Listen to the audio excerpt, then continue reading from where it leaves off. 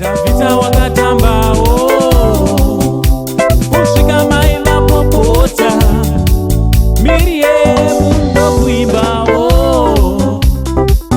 nenindoi social media mandinoswera ndichiona kuti nyaya dziri kufamba sei. Ndauya naye DJ Fantani handiti kuseka nhamo serugare wazukuru handiti kuseka nhamo serugare chiteera kana wanga usati wasubscribe pathis channel I kindly ask you mzukuru kuti hapana chekuni hapana chekumirira chisubscribe, turn on your notification bell so that whenever we upload a video you will be notified handiti ndichida kutendai nesupport yese yamunopa paSaint TV family channel handiti so vazukuru chiti zvitodi kwese kwamuri right. Sekuzwa kwenyu kuti DJ Fantani akahosta more than 20,000 vanhu.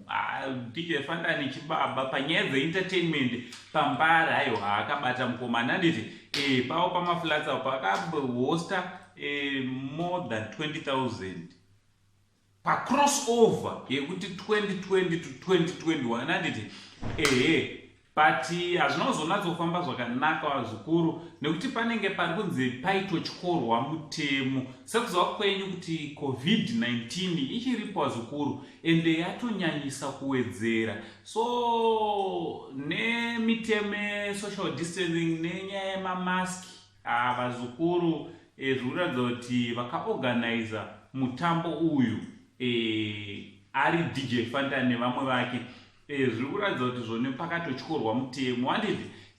so mazuva akapera takazonzwa kuti DJ Fantani wanted handiti ari kutsvagwa nemapurisa iye anga amboshayikwa. Aiwa DJ Fantani akazowanikwa zvikuru kutaura kuno ari mumaoko emapurisa paMatapi police station handiti so ndonyaya iripo zvikuru. Takamirira kuti tinzwe kuti vachamutiwo kudii kumapurisa ikoko vemutemo handiti sekuzwa kwenyu zvikuru pari zvino kwatori nelockdown zvakare nenyaya yekuti zvoni chirwere ichi chakatishungurudza 2020 chiri kuratidza kuti zvoni chichiri kungoda kuramba chichitipinza bhizi handiti so